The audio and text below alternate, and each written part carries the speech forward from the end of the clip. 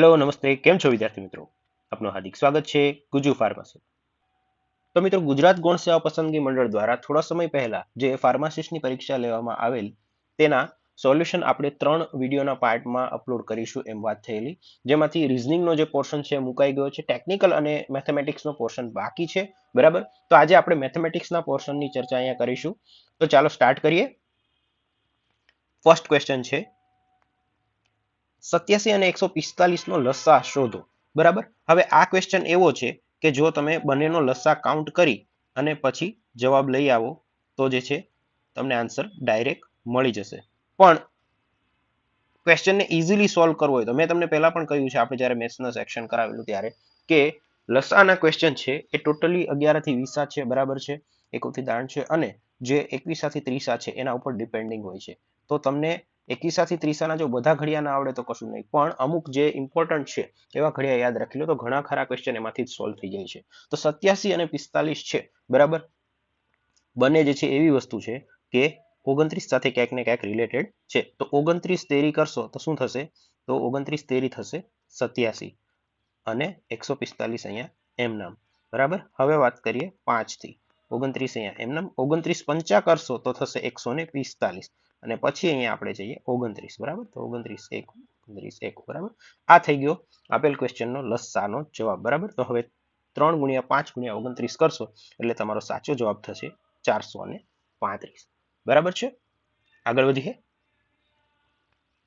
બીજો ક્વેશ્ચન છે બે ધન પૂર્ણાંક 3/4 ના ગુણોત્તરમાં છે જો લસા 180 હોય તો બંને સંખ્યા શોધો બરાબર છે હવે આ ક્વેશ્ચનને આપણે ઇઝીલી સોલ્વ કરવો હોય તો સીધું અને સિમ્પલ છે બરાબર જો ક્વેશ્ચન છે એની અંદર ગુસ્સા આપેલો હોત બરાબર લસાની જગ્યાએ ગુસ્સા આપેલો હોત તો આપણે સીધું એમ જ કરે કે જે ગુસ્સા આપેલો છે એને આપણે 3 અને 4 સાથે સળંગ આપણે ગુણાકાર કરે બરાબર તો આપણને જે સંખ્યા x અને y છે બંને વારાફરતી મળી જાય પણ અહીંયા એવું નથી કારણ કે અહીંયા લસા આપેલો છે તો આપણે શું કરીશું કે પહેલા તો જે 4 ઓપ્શન આપેલા છે એમાંથી ક્લિયરલી એક વસ્તુ તો જોઈ શકાય કે સી છે એ કોઈ રીતે આપણો જવાબ બની શકે જ નહીં કારણ કે 27 અને 36 નો લસા 180 સુધી ક્યારે જવાનો નથી બરાબર છે હવે ઓપ્શન એ બી અને સી સોરી એ બી અને જે ડી છે એને આપણે ચેક કરવાના રહે બરાબર છે તો સૌથી ઇઝીલી આઈડિયા આવી શકે બરાબર એવો ઓપ્શન આપણે બી થી સ્ટાર્ટ કરીએ બરાબર તો માનો કે બી છે એનો આપણે 45 અને 60 નો લસા કાઢીશું તો શું થશે બરાબર છે સ્ટાર્ટ કરીએ 2 થી તો બરાબર છે 30 અને અહીંયા થશે 45 2 અહીંયા થશે બરાબર છે અને હવે અહીંયા આપણે 3 થી સ્ટાર્ટ કરીએ બરાબર છે અહીંયા થશે 15 થશે 5 ફરી પાછો અહીંયા થશે 5 અને અહીંયા થશે 5 હવે 5 બરાબર 1 1 હવે 2 દુ 4 તેરી 12 તેરી 36 50 શું થશે તો કે 180 તો આપણો સાચો જવાબ થશે 180 બરાબર મિત્રો 3/4 ના ગુણોત્તરમાં છે તો ઘણીવાર વિદ્યાર્થી મિત્રોને એમ થાય કે આપણે આમાંથી જે 3/4 ના ગુણોત્તરમાં સંખ્યા નથી એને કેન્સલ આઉટ કરીએ તો એવું કરી શકીએ પણ અહીંયા જે ક્વેશ્ચન પેપર જેણે બનાવ્યું છે એને બહુ સમજી વિચારીને ઓપ્શન આપેલા છે કે દરેક ઓપ્શન જે છે એ 3/4 ના ગુણોત્તરમાં છે તો તમે આસાનીથી એમાંથી કોઈ ઓપ્શનને કેન્સલ આઉટ નહીં કરી શકો અહીંયા તમારે ટ્રાયલ એન્ડ એરર મેથડ અથવા તો ડાયરેક્ટ લસા મેળવી અને જવાબ મેળવવાનો રહેશે આગળ વધીએ પછીનો ક્વેશ્ચન છે x એ 9 અને 36 વચ્ચેનું મધ્યમ પદ છે એમ કહેવામાં આવ્યું છે બરાબર છે હવે x જે છે એ 36 અને 9 વચ્ચેનું મધ્યમ પદ છે એવી વાત કરી છે તો મિત્રો જ્યારે પણ મધ્યમ પદની વાત આવે અથવા તો પ્રમાણ પદ એવો શબ્દ વાપરવામાં આવે તો તમારે એક જ વસ્તુ કરવાની છે અહીંયા 9 છે આપણું ફર્સ્ટ એટલે કે પહેલું પદ છે તો મધ્યમ પદ શું છે એ કઈ રીતે ખબર પડે તો કે એ આપણે ફાઇન્ડ કરવાનું છે તો માનો કે મધ્યમ પદ અહીંયા a છે બરાબર તો સામેની બાજુ a ફરીથી મૂકી દઈશું અને નીચે જે છે તમારું છેલ્લું પદ એટલે કે જે અંતિમ પદ છે બરાબર છે હવે આ ઇક્વેશન સોલ્વ કરી લે તો શું થશે તો કે a² = 36 * 9 36 * 9 કરશો એટલે શું થશે તો કે a² = થશે 324 બરાબર એટલે કે 324 જે છે એ હવે કોનો વર્ગ છે એ આપણને ખ્યાલ હોવો જોઈએ આપણે પહેલા પણ કહ્યું છે કે 1 થી 10 ના દરેક આંકડાના વર્ગ આપણને આવડવા જોઈએ 11 થી 20 ના જે આંકડા છે એના પણ આપણને વર્ગ બને ત્યાં સુધી મોઢે હોવા જોઈએ તો જેનાથી તમે ઇઝીલી કોઈ પણ ક્વેશ્ચન છે એના આન્સર્સ આપી શકશો મેથેમેટિક્સ ની અંદર બરાબર તો 324 જે છે એ શું છે 324 જે છે એ 18 નો વર્ગ છે તો અહીંયા એવો કોઈ ઓપ્શન છે તો કે યસ બી જે છે આપણો સાચો જવાબ છે આગળ વધીએ મિત્રો પછીનો ક્વેશ્ચન છે 50 વિદ્યાર્થીઓના એક વર્ગમાં ગણિતની પરીક્ષા આપી અને એમાં 20 વિદ્યાર્થીઓના સરેરાશ ગુણ 85 હતા, બરાબર. તો સૌથી પહેલા તો આપણે શું કરીશું કે જે માર્ક્સ છે કોને કોને કેટલા આવ્યા છે આપણે ફાઇન્ડ કરી લઈશું, બરાબર. તો 85 વિદ્યાર્થીઓના ગુણ જે છે કેટલા કીધા આપણને, તો કે 20. તો એનું આપણે ટોટલ કરીશું તો શું થશે 1700. પછી કેટલા સ્ટુડન્ટ, તો કે 70. એ 50 માંથી બાકી રહ્યા ટોટલ કેટલા, તો કે 30 સ્ટુડન્ટ, એને 70 માર્ક્સ આવ્યા, બરાબર. તો એનું ટોટલ શું થશે, તો એનું ટોટલ થશે 2100. બંનેનું ટોટલ કરીએ તો અહીંયા શું થશે, બંનેનું ટોટલ થશે 3800. એટલે કે ટોટલ 50 સ્ટુડન્ટ જે હતા એને જે છે માર્ક્સ એવરેજ કાઉન્ટ કરવા હોય તો એના ટોટલ ફાઇન્ડ કરવા પડે, અને ટોટલ શું છે, તો કે એ ટોટલ છે 3800. હવે શું કરીશું, 3800 ભાગ્યા 50 એટલે આપણો જવાબ આવશે 76 મિત્રો. તો સાચો જવાબ છે 76, બરાબર છે. કોઈ પણ વિદ્યાર્થીઓને ડાઉટ હોય તો 3800 ને જે છે 50 થી ડિવિઝન કરી અને ચેક કરશો એટલે આન્સર મળી જશે. આગળ વધીએ. એક પાઇપ પાણીની ટાંકીને 10 કલાકમાં સંપૂર્ણ રીતે ભરી શકે છે, બરાબર. એક પાઇપ છે એમાંથી પાણી આવે છે અને આ ટાંકીને ભરતા ટોટલ 10 કલાક લે છે, બરાબર છે. એટલે એમાં જે પાણીનો રેટ છે એ આખી ટાંકીને ભરવા માટે પૂરો સમય લે છે 10 કલાક છે. હવે એમ કીધું કે ટાંકીના નીચે ક્યાંક જે છે લીકેજ છે, એટલે હવે આ ટાંકીને જે ભરવાનો સમય છે કેટલો થઈ જાય છે, તો કે એ સમય વધી જાય છે 5 કલાક એક્સ્ટ્રા અને સમય થઈ જાય છે 15 કલાક. આપણને શું કીધું છે કે જો માત્ર લીકેજથી જ ટાંકીને ખાલી કરી શકાય તો આવું થતા ટાંકીને ખાલી થતા કેટલો સમય લાગે એવું પૂછવામાં આવ્યું છે, બરાબર. તો અહીંયા આપણે શું કરવાનું છે કે ટાંકીને ભરાતા લીકેજની સાથે જે સમય લાગે છે અને લીકેજની મદદથી ટાંકી બરાબર ખાલી થાય એ જાણવું છે. તો ટાંકીને વિધાઉટ લીકેજ ભરાતા કેટલો સમય લાગે છે એ બે વચ્ચેનો ડિફરન્સ લઈ લઈએ એટલે આપણને જે છે ટાંકીને ખાલી થવામાં કુલ કેટલો સમય લાગશે મળી જશે, બરાબર છે. તો ટાંકીને જે છે લીકેજ વગર ભરાતા લાગતો સમય એમાંથી આપણે ટાંકીને જે છે એ લીકેજ સાથે ભરાતા લાગતો સમય બાદ કરીએ તો તમને ટાંકીને ખાલી થતા કેટલો સમય લાગે મળી જશે, બરાબર છે. 10 અને 15 નો લસા થશે અહીંયા 30, અહીંયા આવશે 3 માઇનસ અહીંયા થશે 2 અને આન્સર આવશે 1/30, બરાબર. એટલે કે સમય કરીએ તો 30 કલાક. એટલે કે જો માત્ર લીકેજ થી જ આ ટાંકી ખાલી થાય તો એને ટોટલ 30 કલાક જેટલો સમય લાગશે. એકદમ ઈઝી ક્વેશ્ચન છે મિત્રો. ન સમજાવે તો કોમેન્ટ કરજો, ફરીથી સમજાવી દઈશું અને એક બીજા એક્ઝામ્પલ સાથે પણ સમજાવીશું. આગળ વધીએ. પછીનો ક્વેશ્ચન છે એક છૂટક વેપારી 500 રૂપિયામાં માલ ખરીદે છે અને 600 માં વેચી દે છે, બરાબર. હવે ક્વેશ્ચન વાંચો ત્યાં જ તમને આઈડિયા આવી જાય કે અહીંયા વાત શેની છે, તો કે પ્રોફિટની એટલે કે નફાની. અને કેટલો થાય છે, તો કે 100 રૂપિયાનો નફો થાય છે એ પણ આપણને ખ્યાલ આવી જાય છે. હવે એમ કીધું કે પડતર કિંમત ઉપર જ છે નફાની ટકાવારી. તો નફાની ટકાવારીનું સૂત્ર શું છે કે જેટલો નફો થાય એને ગુણ્યા 100 અને છેદમાં શું, તો કે જે તમારી મૂળ કિંમત હોય તો અહીંયા મૂળ કિંમત અથવા તો પડતર કિંમત કેટલી છે, તો કે 500 રૂપિયા, બરાબર. 0 કેન્સલ આઉટ કરો અને જવાબ આવશે 20%. તો તમારો જે બેનિફિટ છે કેટલો છે, તો કે 20%નો છે. ક્લિયર છે મિત્રો. આગળ વધીએ. પછીનો ક્વેશ્ચન છે એક સાદું રૂપનો છે, નાની એવી બહુપદી આપી છે, બરાબર છે. હવે આને આપણે ક્વેશ્ચનને સોલ્વ કરવો હોય તો આમાં 10 પણ ન ઉપાડવી પડે એટલો ઈઝી ક્વેશ્ચન છે, બરાબર. 33 + 16 કરો, બરાબર. એટલે શું થશે, તો 33 + 16 કરો એટલે થઈ જશે 49. એનું વર્ગમૂળ છે 7. પછી 7 વત્તા તમે કરો 29 એટલે થઈ જશે 36. એનું વર્ગમૂળ છે 6. પછી 6 વત્તા તમે 163 કરો, બરાબર. એટલે થશે 169 અને 169 એ કોનું વર્ગમૂળ છે, તો 169 જે છે એ 13 નો વર્ગ છે. તો અહીંયા 13 આપણો જવાબ છે. યસ, એ આપણો સાચો આન્સર છે. આગળ વધીએ મિત્રો. પછીનો ક્વેશ્ચન છે 216 મીટર લંબાઈ ધરાવતી એક ટ્રેન 54 કિલોમીટર પ્રતિ કલાકની ઝડપે આગળ વધે છે. એની વિરુદ્ધ દિશામાં એક ટ્રેન છે એ 224 મીટરની લંબાઈ ધરાવે છે અને ટ્રેનને 8 સેકન્ડમાં પસાર કરે છે. તો બીજી ટ્રેનની સ્પીડ આપણને ફાઇન્ડ કરવાની કીધી છે, બરાબર. હવે ટ્રેનના મોટા ભાગના દાખલા એટલે કે અંતર સમય અને ઝડપના મોટા ભાગના દાખલા આ એક જ ઇક્વેશન ઉપર વર્ક કરે છે, બરાબર છે. અહીંયા આપણને બે ટ્રેન આપી છે એટલે બંને ટ્રેનનું જે ડિસ્ટન્સ છે એ આપણને શેમાં આપ્યું છે, તો કે મીટરમાં. એ બંનેનો શું થઈ જશે, તો કે સરવાળો. ડિવિઝનમાં આપ્યો છે 8 સેકન્ડમાં ટાઈમ આપ્યો છે. હવે સ્પીડ અહીંયા આપણને આપી છે 54, બરાબર. એ શેમાં આપી છે, કિલોમીટરમાં. તો એને આપણે મીટરમાં ફેરવશું, કારણ કે બાકીની જે રાશિ છે એ બધી મીટર પ્રતિ સેકન્ડમાં આપેલી છે, બરાબર. હવે જે પણ વિદ્યાર્થી મિત્રોને ખ્યાલ ન હોય તો આપણે અગાઉ મેથ્સના સેક્શનમાં સમજાવી દીધેલું છે કે ક્યારે મીટરમાંથી કિલોમીટરમાં અને કિલોમીટરમાંથી મીટરમાં કઈ રીતે જવું, બરાબર છે. ઘણા વિદ્યાર્થી મિત્રો ભૂલી જતા કે 5/18 થી કરવું કે 18/5 થી મલ્ટિપ્લિકેશન કરવું, એ ખ્યાલ ન આવે તો સીધું અને સિમ્પલ એટલું યાદ રાખવાનું કે મોટું છે એમાંથી તમારે નાના પરિમાણ તરફ જવું હોય, બરાબર, તો નાના તરફ જવું છે તો ઉપરનો આંકડો નાનો રાખવાનો, મોટા તરફ જવું છે તો ઉપરનો આંકડો મોટો રાખવાનો. અહીંયા આપણે શું કરીએ છીએ કે નાના તરફ, એટલે કે કિલોમીટરમાંથી મીટર નાના પરિમાણમાં જઈએ છીએ, એટલે અહીંયા આપણે શું કરશું, 54 × 5/18. હવે 18 તેરી શું થશે તો કે 54, એટલે 3 પંચા ને 15 મીટર પ્રતિ સેકન્ડ આ પેલી ટ્રેનની ઝડપ થઈ, બરાબર. તો 15 મીટર પ્રતિ સેકન્ડ આ પેલી ટ્રેનની ઝડપ. હવે કારણ કે બંને ટ્રેન વિરુદ્ધ દિશામાં છે એટલે શું થશે તો કે બંનેની ઝડપનો થશે સરવાળો.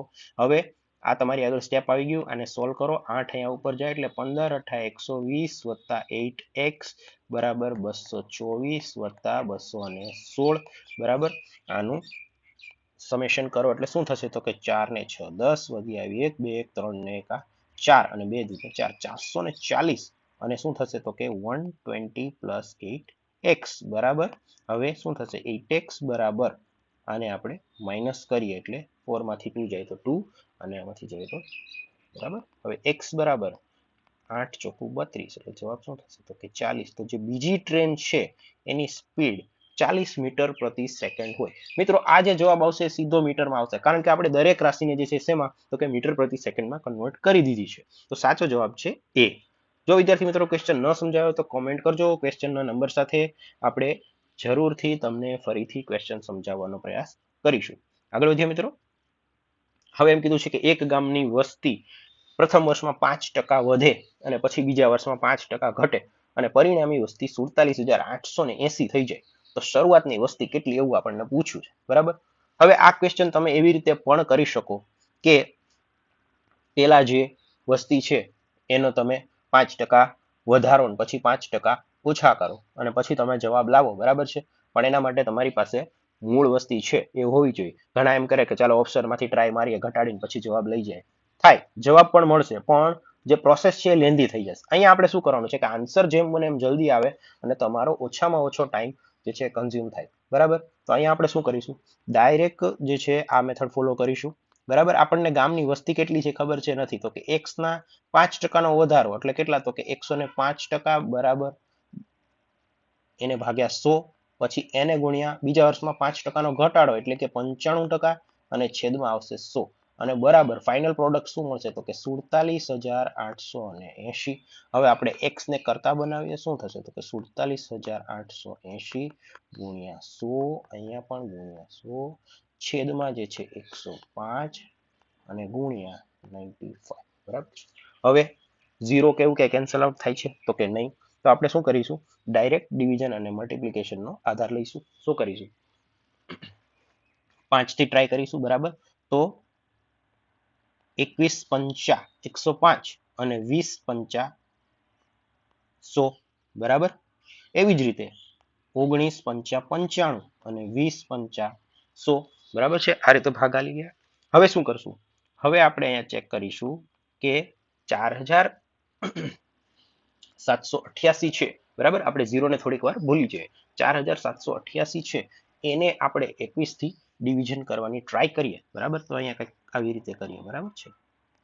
શું થશે તો કે 21, ઓકે લઈ લઈએ સાથે, 21 દુ શું થશે 42, આ થશે 58, બરાબર. 21 દુ ફરીથી 42, અહીંયા થશે 6 0 અને 168. હવે 21 8 ટ્રાય કરીએ, બરાબર છે. શું થશે તો કે 21 8 ટ્રાય કરીશું તો શું થશે 168, બરાબર છે. રેડી, તો 0 અહીંયા આવશે 0, એટલે 21 થી ભાગ ચાલે અને અહીંયા આવશે 2280, બરાબર છે. હવે 2280 આવી ગયા છે. 2280 ને આપણે હવે 19 થી ભાગ ચલાવવાની ટ્રાય કરીશું, બરાબર છે. તો 2280 છે એને 19 થી ભાગ ચલાવીએ, બરાબર. તો 19 એકુ અહીંયા આવશે 19, અહીંયા થઈ જશે 3 અને આ થઈ જશે શું તો કે 38 થી ભાગ ચાલશે, બરાબર. બધું કેન્સલ આઉટ થઈ જશે, જવાબ આવશે 120, બરાબર. તો હવે કંઈક આ પ્રકારનું સ્ટેપ થઈ જશે 120 ગુણ્યા 20 ગુણ્યા 20 અને છેદમાં, બરાબર છે. હવે આ બધાનું મલ્ટિપ્લિકેશન કરો એટલે તમારી સામે જવાબ આવશે 48,000, બરાબર છે. તો આપણો સાચો જવાબ છે ડી, બરાબર. હવે કોઈ વિદ્યાર્થી મિત્રો એમ કહે કે આ તો બહુ લાંબુ થઈ ગયું. ના, આ લાંબુ નથી. સિમ્પલ મલ્ટિપ્લિકેશન અને ડિવિઝન છે. તમારે માત્ર ઝડપ રાખવાની છે, બરાબર છે. હા, કોઈને વધારે લેન્ધી લાગતું હોય તો આવા ક્વેશ્ચનને સ્કીપ કરી દેવાનો. પણ હું એટલું જ કહીશ કે ક્વેશ્ચન પેપર એટલું ઇઝી હતું મેથ્સના સેક્શન અને રિઝનિંગના સેક્શનમાં કે અમુક ક્વેશ્ચન તમે વિધાઉટ કેલ્ક્યુલેશન આન્સર આપી શકો છો અને અમુક ક્વેશ્ચન છે એમાં તમારે થોડીક કેલ્ક્યુલેશનની જરૂર છે. તો બંને વચ્ચે બેલેન્સ કરો તો આવા જે થોડીક મીડિયમ કેલ્ક્યુલેશન તમારી પાસે માગે છે એને તમે આસાનીથી સોલ્વ કરી શકો છો. આગળ વધીએ મિત્રો. ઓકે, પછીનો ક્વેશ્ચન છે 13 ગુણ્યા 252 ભાગ્યા 42 અને વત્તા 170, બરાબર. રિઝનિંગમાં આ ટાઈપના ક્વેશ્ચન હતા, એ રીતનો ક્વેશ્ચન છે. હવે બરાબર 252 આપેલું છે, બરાબર. તો આપણે સીધું સિમ્પલ અહીંયા જે છે મલ્ટિપ્લિકેશન કરી દઈશું, બરાબર છે. તો 42 છે. હવે આપણને જે 1 થી 10 આંકડા છે એની ચાવી પ્રમાણે ખ્યાલ હોવો જોઈએ કે કયા આંકડા સાથે કોનું મલ્ટિપ્લિકેશન કરતા એના અંતમાં જે છે એ તમને બીજો સેમ આંકડો મળી શકે, બરાબર. તો 42 છે તો એના સાથે 1 થી 6 સુધી ટ્રાય કરીએ, બરાબર. તો જે છે 6, બરાબર, એ એવો આંકડો છે કે 42 સાથે તમે 6 નું મલ્ટિપ્લિકેશન કરો તો અંતમાં છેલ્લે 2 આવે અને અહીંયા આપણે 2 ની જ જરૂર છે, બરાબર. તો માનો કે 42 છક ટ્રાય કરીએ, બરાબર. તો શું થશે? 6 દુ 12 બગડો વધી આવી 1 અને 6 ચોકુ 24 ને 25, એનો મતલબ આપણને 252 મળી જાય છે. તો શું થયું કે 13 ગુણ્યા 6 અને વત્તા 170, બરાબર. હવે 13 છક શું થશે તો કે 78 વત્તા 170, બરાબર છે. 8 છેલ્લે 7 દુ ને 14 વધી આવી 1 અને 248. તો આપણો સાચો જવાબ થશે એ, બરાબર છે. એકદમ ઈઝી ક્વેશ્ચન છે. આગળ વધીએ મિત્રો. પછીનો ક્વેશ્ચન છે કે કે ના કયા મૂલ્ય માટે સમીકરણ સંહિતામાં અનંત એટલે કે ઘણા બધા ઉકેલ આપણને મળશે, બરાબર છે. હવે મિત્રો 3x + 4y = 12 અને 9x + ky = 13 આવા બે ઇક્વેશન આપેલા છે. બંને ઇક્વેશન છે એમાં તમે x અને y ની અમુક વેલ્યુ કે જે સાચી છે એ મૂકો એટલે તમને બંને ઇક્વેશન જે છે સોલ્વ થતા હોય, બરાબર. આ જે છે એ નોર્મલ વસ્તુ છે, એટલે કે ઇક્વેશન જ્યારે નોર્મલ હોય ત્યારે તમને x અને y ના નોર્મલ ઉકેલ મળશે. પણ હવે અહીંયા એમ કહેવામાં આવ્યું છે કે k છે એના ઉપર જે છે આ ઇક્વેશનના બંને જે સમીકરણ છે એના મૂલ્યો જે છે રહેલા છે, બરાબર. એ એના ઉપર ડિપેન્ડ કરે છે. તો એવો કયો આંકડો છે, બરાબર, કે જેને તમે આ ઇક્વેશનની અંદર મૂકો તો આના જે અનંત ઉકેલ છે આપણને મળી શકે. 3x + 4y છે એ પહેલું ઇક્વેશન છે અને બીજું ઇક્વેશન 9x વાળું છે. તો આપણે જ્યારે ઇક્વેશનને બેલેન્સ કરીએ તો કોઈને કોઈ આંકડાથી મલ્ટીપ્લાય કરીએ છીએ, બરાબર. તો નીચેનું જે ઇક્વેશન છે મોટું છે અને ઉપરનું જે ઇક્વેશન છે નાનું છે, બરાબર. તો એને આપણે નાનું જે ઇક્વેશન છે એને મોટાની સમકક્ષ બનાવવા માટે શું કરીએ તો એને આપણે 3 થી મલ્ટીપ્લાય કરીએ, બરાબર છે. 3 થી મલ્ટીપ્લાય કરીએ તો એ કંઈક આવું બનશે. શું થશે કે 3 તેરી 9, બરાબર. અહીંયા થશે 12y અને અહીંયા થઈ જશે 36. હવે ઓલરેડી જે બીજું ઇક્વેશન છે એ કંઈક આવું છે, બરાબર. તો તમે જોશો કે પેલું, બીજું અને ત્રીજું જે ત્રણે ત્રણ પદ છે ઓલમોસ્ટ સેમ થઈ જાય. હવે બીજું પદ ઓલમોસ્ટ સેમ ક્યારે થશે તો કે જ્યારે બી ની વેલ્યુ કે ની વેલ્યુ એ 12 હોય, બરાબર. જ્યારે તમે કે ની વેલ્યુ 12 લેશો તો આખું ઇક્વેશન જે છે ઓલમોસ્ટ સેમ થઈ જશે અને પછી તમે એના વચ્ચે માઇનસ જે છે એ પ્રોસેસ કરશો, બરાબર. એટલે કે એમાં સબટ્રેક્શનની પ્રોસેસ કરશો તો ઇક્વેશનમાં દરેક આંકડા કેન્સલ આઉટ થઈ જશે અને તમને આવી કન્ડિશનની અંદર બધું 0 મળશે. એટલે કે આ કે ની વેલ્યુ જો 12 લેવામાં આવે તો અને તો જ આ ઇક્વેશનના એક કરતા વધારે એટલે કે અનંત ઉકેલ મળે. તો આપણો સાચો જવાબ શું છે તો કે 12. હવે ઘણા વિદ્યાર્થી મિત્રોને થશે તમે સીધું 12 લઈ લીધું, તો એ એટલે કારણ કે મેં શું કીધું કે બે ઇક્વેશનને તમે બેલેન્સ કરો, બરાબર છે. આપણે પહેલા ઇક્વેશનને બીજા સાથે બેલેન્સ કરવા માટે 3 થી મલ્ટીપ્લાય કર્યું, બરાબર છે. કારણ કે પેલો આંકડો આપણને ઈઝી એ દેખાડો તો 3 થી મલ્ટીપ્લાય કર્યું તો આપણને ખબર પડી ગઈ કે હવે બધું કેન્સલ આઉટ થતું હોય એવી કઈ કન્ડિશન છે તો કે 12 એક જ એવો આંકડો છે કે જે મૂકો તો બધું કેન્સલ આઉટ થઈ જાય, બરાબર. 16 છે, 15 છે અને 10 છે એને પણ તમે ચેક કરવા માટે ટ્રાય કરજો, પણ એ તમને x અને y ની કોઈને કોઈ વેલ્યુ આપશે. એનો મતલબ તમને અલગ અલગ સોલ્યુશન મળવાની શક્યતા છે. પણ જ્યારે તમે 12 એમાં મૂકો છો કે બરાબર 22 લઈ લો છો ત્યારે શું થશે તો કે દરેક જે કિંમત છે એ કેન્સલ આઉટ થઈ જશે અને ફાઇનલ આઉટપુટ 0 મળશે. તો એના ઉપરથી તમે આ જવાબ ઉપર આવો કે કે બરાબર જ્યારે 12 હોય ત્યારે આ સમીકરણના અનંત ઉકેલ મળશે. આગળ વધીએ મિત્રો. જો એક ગુણોત્તર શ્રેણીનું પ્રથમ પદ 3 હોય અને સામાન્ય ગુણોત્તર 2 હોય તો આ શ્રેણીનું છઠ્ઠું પદ કયું છે? હવે પ્રથમ પદ a એટલે કે 3 અને છઠ્ઠું પદ કયું છે એટલે કે n6 એ કયું છે એ આપણને ખબર નથી. બરાબર છે. સામાન્ય ગુણોત્તર જે છે કેટલો તો કે એ આપણને 2 આપ્યો છે. બરાબર છે. હવે આમ તો આ ક્વેશ્ચન એકદમ ઈઝી છે. બરાબર છે. 6 પદ પૂછ્યા છે અને પહેલું પદ 3 કીધું છે તો સીધું તમે 2 ના ગુણોત્તરમાં ચાલતા જાઓ. બરાબર. એટલે કે 3 દુ 6, 6 દુ 12, બરાબર, 12 દુ 24 અને 24 દુ 48 અને 48 દુ 96. તો આ તમને છઠ્ઠું સ્ટેપ મળી ગયું. આ છે તમારો આન્સર. આમાં કોઈ પણ પ્રકારના જે છે સૂત્રને અથવા તો બીજી કોઈ વસ્તુને ટ્રાય કરવાની જરૂર નથી. સીધું અને સિમ્પલ મલ્ટિપ્લિકેશન તમને આપી દીધું છે. બરાબર. એટલે કે ગુણોત્તર તમને આપેલો છે અને તમને પ્રથમ પદ કહી દીધું છે. એના ઉપરથી તમારે લાસ્ટ પદ ફાઇન્ડ કરવાનું છે. તો આમાં કોઈ બીજા સૂત્ર અથવા અન્ય મેથડ વાપરવાની જરૂર નથી. એકદમ સીધો અને સિમ્પલ ક્વેશ્ચન છે. આગળ વધીએ.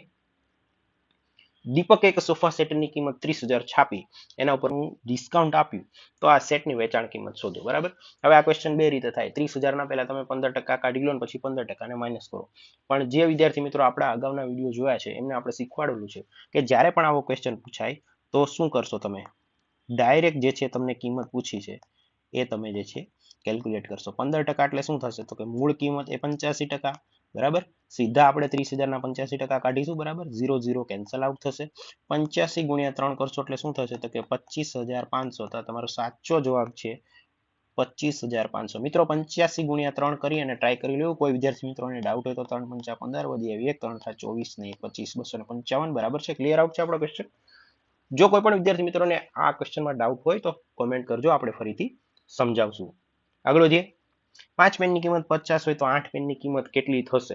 બરાબર. હવે 5 પેનની કિંમત 50 એટલે એક પેનના 10 રૂપિયા થયા તો 8 પેનની કિંમત જે છે 80 રૂપિયા થાય. જો મેં વાત અગાઉ પણ કરી કે અમુક ક્વેશ્ચન એવા છે કે તેમાં તમારે પેન ઉપાડવાની જરૂર જ નથી. ડાયરેક્ટ તમે આન્સર આપી શકો છો. તો બીજા જે ક્વેશ્ચન છે એમાં થોડાક મલ્ટિપ્લિકેશન, ડિવિઝન અથવા તો સબટ્રેક્શન કરવું પડે. તો એ કરી અને આન્સર મેળવવા માટે થોડો ટાઈમ એને આપજો. તો ટાઈમને તમે બેલેન્સ કરી અને સહેલા અને અઘરા ક્વેશ્ચનને પૂરતો જે છે સાચો જવાબ આપી શકો. ઓકે વિદ્યાર્થી મિત્રો, તો આ હતા પહેલા 15 ક્વેશ્ચન. પછીના 15 ક્વેશ્ચન છે એ આપણે બીજા વિડીયોની અંદર પાર્ટીશન કરીને મૂકેલા છે. વિડીયોની લેન્થ થોડીક લાંબી ન થઈ જાય એટલે આપણે 15 ક્વેશ્ચનના 2 સેક્શન કરી નાખ્યા છે. આઈ હોપ આ વિડીયો તમને ગમ્યો હશે અને જે કાંઈ ક્વેશ્ચનના સોલ્યુશન આપેલા છે એ આપને સમજાઈ ગયા હશે. જો ન સમજાયા હોય તો આપ કોમેન્ટ કરીને જણાવી શકો છો. જે વિદ્યાર્થી મિત્રો ચેનલ પર નવા છે જરૂરથી ચેનલને સબસ્ક્રાઇબ કરી દેજો. બરાબર છે. અને તમારા અન્ય વિદ્યાર્થી મિત્રો સાથે શેર કરી દેજો. પાર્ટ 2નો વિડીયો ટૂંક સમયમાં અપલોડ કરીશું, તો એ જોવા માટે ગુજુ ફાર્મસી સાથે જોડાયેલા રહો. અને તમારા જે કોઈ પણ મિત્રો ફાર્માસિસ્ટની પરીક્ષાની તૈયારી કરી રહ્યા હોય અને તેમને પણ જો જનરલ સેક્શનના જે ક્વેશ્ચન્સ છે, મેથ્સ, રિઝનિંગ અને બીજા જે કાંઈ સેક્શન છે તેમાં કોઈ અડચણ આવતી હોય તો તેમને આપણી ચેનલ શેર કરજો, જેથી તેમને પણ વિડીયો દ્વારા માહિતી મળી રહે અને તેઓ પણ પરીક્ષામાં પોતાનું સારું એવું પરફોર્મન્સ આપી શકે, કે જેથી માત્ર જનરલ જે સબ્જેક્ટ્સ છે તેના લીધે થઈ અને તેમનું જે મેરિટ છે એ ખરાબ ન થાય. આઈ હોપ કે આવી રીતે આપણે અલગ અલગ ટૉપિક્સ ઉપર વિડીયો બનાવી અને વધુમાં વધુ વિદ્યાર્થી સુધી પહોંચી શકીશું અને જેમ બને એમ ગુજુ ફાર્મસી સાથે વધારેમાં વધારે વિદ્યાર્થીઓ જોડાય એવી આપણી આશા છે. બરાબર છે. તો ફરી મળીશું એક નવા વિડીયોમાં. ત્યાં સુધી થેન્ક યુ વેરી મચ.